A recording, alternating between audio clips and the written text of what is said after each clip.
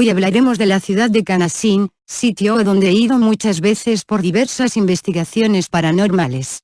Me he dado cuenta que ahí la gente cree mucho en la brujería y con frecuencia acuden con hechiceros para que les curen presuntos embrujos, o bien, para solicitar trabajos relacionados con la suerte, trabajo, salud y amor.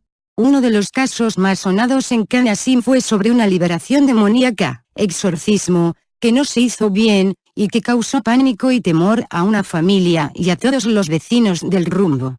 La investigación inició cuando, según fuentes fidedignas que por temor declinaron proporcionar sus nombres, relataron lo siguiente: hace 6 meses empezamos a escuchar por las noches los gritos de un niño de unos 5 o 6 años que venían de la casa de uno de nuestros vecinos.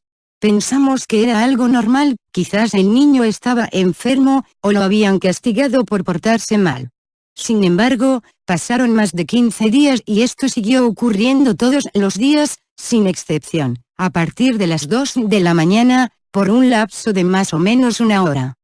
Ya se comentaba entre los vecinos de la cuadra, no tanto porque no nos dejara dormir el niño, sino por la pena que nos daba el hecho de que estaba sufriendo. Pasaron los días y los lamentos continuaron, eran llanto y gritos, como de dolor. Mucho se especuló hasta que un día llegó una patrulla, quizás algún vecino, que de plano, prefirió llamar a la policía y desde las ventanas muchos observamos a los agentes para ver qué iba a pasar, pero nadie salió del predio en cuestión, y como no había orden de cateo, todo se quedó así. Al día siguiente, no faltó quien dijera que se debía de llamar al DIF, hasta que de pronto uno de nuestros vecinos dijo algo que nadie había tomado en cuenta. ¿Y los niños? Oigan, hace como 3 meses que ese matrimonio vino a vivir al fraccionamiento, pero ¿alguien ha visto a algún niño entrar o salir durante el día? Todos nos quedamos callados al mismo tiempo que nos volteábamos a ver. Era verdad, conocíamos al matrimonio, el señor de unos 40 años, con facha de chilango y la señora de una edad similar, pero hablaba como veracruzana, pero nunca habíamos visto que tuvieran algún niño, siempre entraban y salían solos de su vivienda. A partir de ello se empezaron a hacer muchas especulaciones, como la señora era jarocha, a una vecina le había dicho que era de Coatzacoalcos, la empezaron a relacionar con brujería. Resulta que, a pocos días del incidente con las patrullas, la familia se fue. Los llantos continuaban y quizá, por temor a las molestias, decidieron devolver la casa, la cual no permaneció mucho tiempo cerrada, ya que en menos de 2 semanas fue rentada una nueva familia. A menos de 1 semana de que los nuevos inquilinos se pasaran a vivir al predio, se escucharon los gritos de nuevo por la madrugada.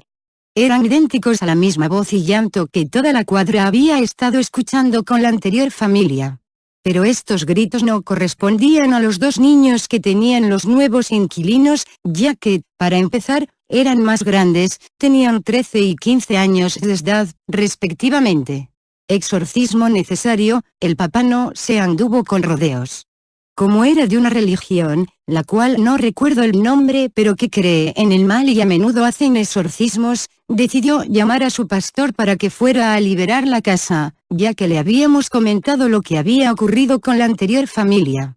Para mi sorpresa, en ese momento, la persona a quien estaba entrevistando empezó a lagrimar, y tras una breve pausa me dijo: me invitó para estar presente, pues el pastor decía que debían estar 2 personas que tuvieran más tiempo viviendo en esa cuadra. Más por curiosidad, que por creer en lo que iban a hacer, acepté.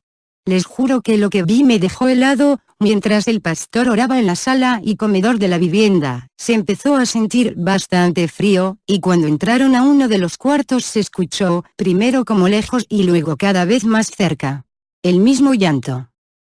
Pero ¿cómo era posible, si no había nadie ahí? En ese momento me salí de la casa y me fui. Yo estaba temblando. Al día siguiente vi a mi vecino y me platicó lo que ocurrió esa noche. Cuando se empezó a escuchar el llanto, el pastor invocó a los espíritus para que desapareciera esa voz, la cual corresponde al demonio, quien, en forma de niño, trataba por todos los medios de arraigarse en esa casa y hacer mal en toda la colonia. ¿Y la familia anterior? Le pregunté. Ellos son los que precisamente trajeron el mal a esta casa. A lo mejor eran brujos o gente dedicada a plantar esos trabajos, pero lo bueno fue que de inmediato se pudo revertir esta situación gracias a Miles Pastor. Aquí finaliza el relato del vecino de este fraccionamiento, el cual está cerca de la clínica del Seguro Social, pero lo que más pendiente me da es que, según el pastor, esa familia dedicada a plantar el mal, esté tratando de hacer lo mismo en algún otro lugar de Canasín, de Mérida o de algún otro municipio. Así que, si en las madrugadas escucha de forma persistente el llanto de un niño, busque ayuda de inmediato.